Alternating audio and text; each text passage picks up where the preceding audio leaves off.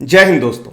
मैंने आज तक इस चैनल पर जितने भी वीडियो बनाए हैं उनमें से केवल 10% वीडियो डिसेबिलिटी पेंशन के बारे में है, लेकिन सैनिकों के जो आज तक कमेंट्स और सवाल आए हैं उनमें से करीब 50% सवाल डिसेबिलिटी पेंशन के बारे में है। तो ये तो क्लियर है कि डिसेबिलिटी और डिसेबिलिटी पेंशन के बारे में बहुत कंफ्यूजन है। इस विषय पर मैं कुछ दिन पहले अपने एक सीनियर कर्नल विक्रम से बात कर रहा था। कर्नल विक्रम 30 सितंबर 2022 यानी करीब 2.5 साल पहले रिटायर हुए थे। उन्हें हाइपरटेंशन की बीमारी है। रिटायरमेंट के समय आरएमबी ने उन्हें 30% डिसेबिलिटी दी थी। उनके पुराने मेडिकल बोर्ड्स में लिखा था कि उनकी बीमारी एग्रेवेटेड बाय मिलिट्री सर्विस है, लेकिन आरएमबी ने कहा कि बीमारी एग्रेवेटेड बाय मिलिट्री सर्विस नहीं है। मुझे पता था कि उन्होंने आरएमबी के इस फैसले के खिलाफ अपील की हुई है, तो मैंने उनसे पूछा कि अपील का क्या हुआ। हमारी बातचीत कुछ इस प्रकार हुई। सर, आपकी पहली अपील तो रिजेक्ट हो गई थी, दूसरी अपील का क्या हुआ? कर्नल विक्रम, होना क्या था, वो भी रिजेक्ट हो गई। मुझे पता था रिजेक्ट होगी, लेकिन मुझे यह नहीं पता था कि 2 अपील रिजेक्ट होने में 2 साल लग जाएंगे। तो अब सर? कर्नल विक्रम, अपील का रिजेक्शन आते ही एएफटी में केस डाल दिया है। गुड, तो आगे क्या उम्मीद है? कर्नल विक्रम, अभी यात्रा लंबी है। एएफटी में केस जीतेंगे, फिर एमओडी में केस जाएगा, वो हाई कोर्ट में अपील करेंगे, वहां केस लड़ेंगे, तो 2.5 साल तो हो गए। ऐसा लगता है कि 5 साल और लगेंगे, लेकिन ठीक है, रिटायरमेंट के बाद टाइम अच्छा पास हो रहा है। सर, आप तो कर लोगे, जवानों का क्या होगा? उन्हें ना तो इतनी नॉलेज है, ना उनमें इतना स्टेमिना है कि 7 साल तक संघर्ष करते रहें। कर्नल विक्रम के पास इस बात का कोई जवाब नहीं था, किसी के पास भी नहीं है, मेरे पास तो बिल्कुल भी नहीं है। तो आज के वीडियो में मैं आपको 2 ऑफिसर्स की डिसेबिलिटी पेंशन की यात्रा के बारे में जानकारी दूंगा। हो सकता है कि इस जानकारी में आपको अपने सवालों का कोई जवाब मिल जाए, लेकिन उन केसेस पर चर्चा करने से पहले मेरी ओर से एक रिक्वेस्ट, अगर आपको मेरा वीडियो पसंद आता है तो मेरे चैनल को सब्सक्राइब कीजिए और अपने दोस्तों के साथ शेयर कीजिए। सब्सक्राइब करने से YouTube भविष्य में मेरे नए वीडियो ऑटोमेटिकली आपके पास भेजेगा। Thank you.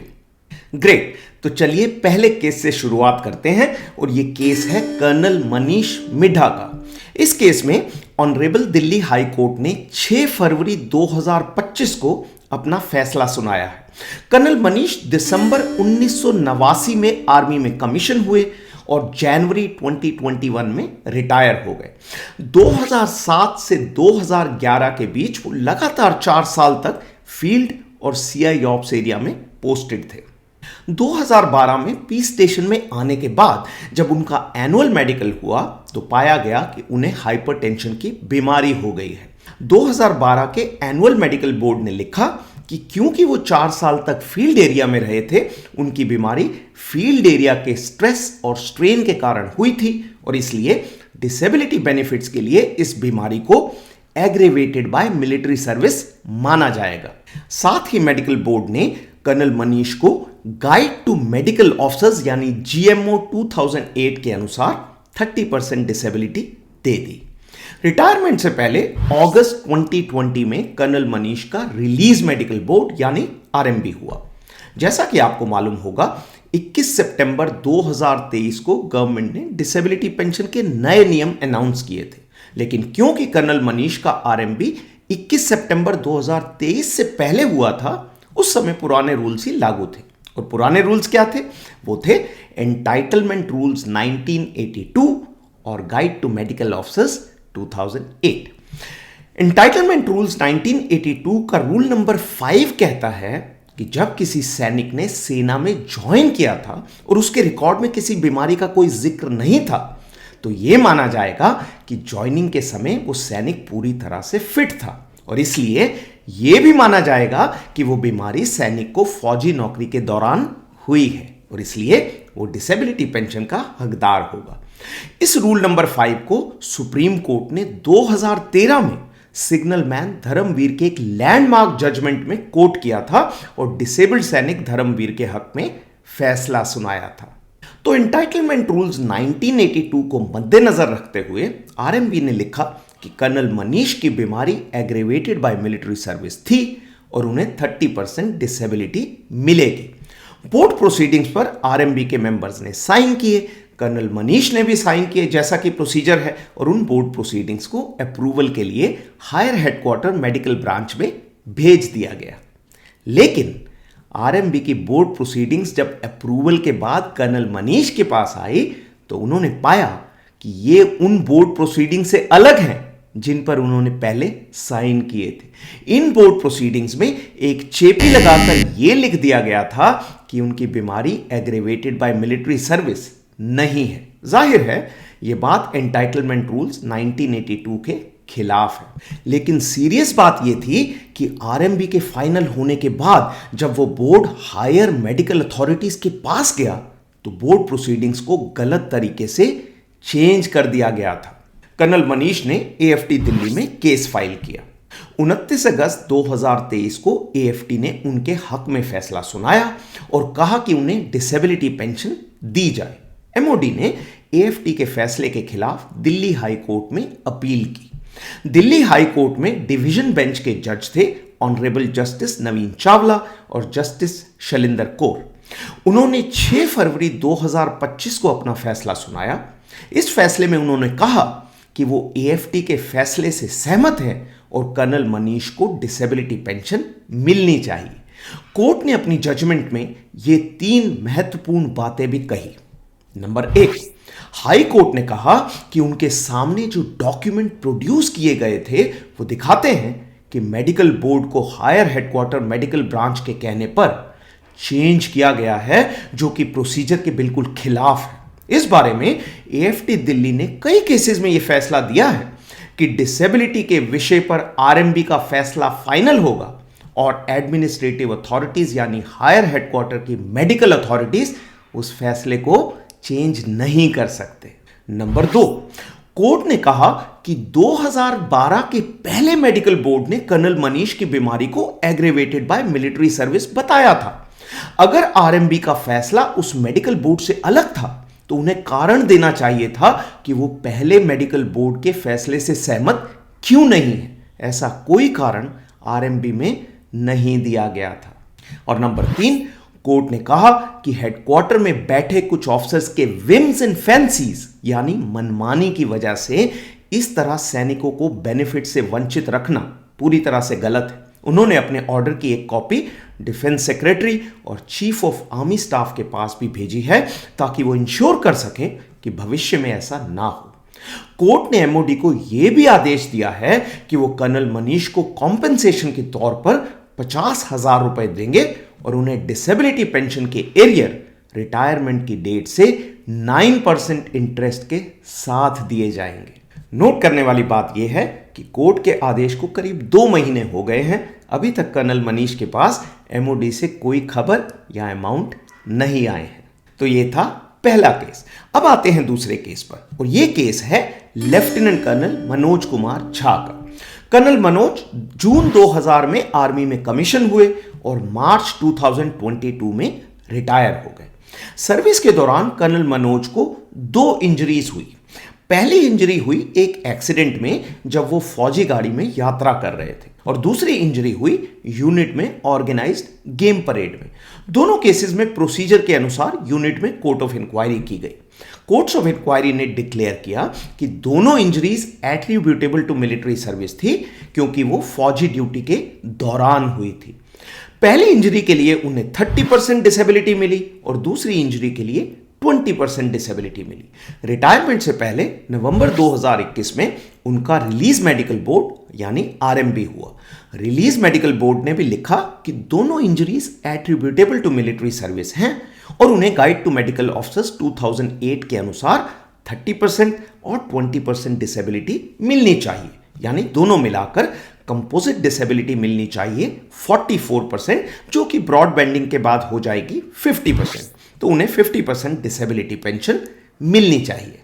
प्रोसीजर के अनुसार आरएमबी ने बोर्ड में साइन किया और कर्नल मनोज ने भी उस पर साइन किया क्योंकि बोर्ड प्रोसीडिंग्स में सब कुछ ठीक था।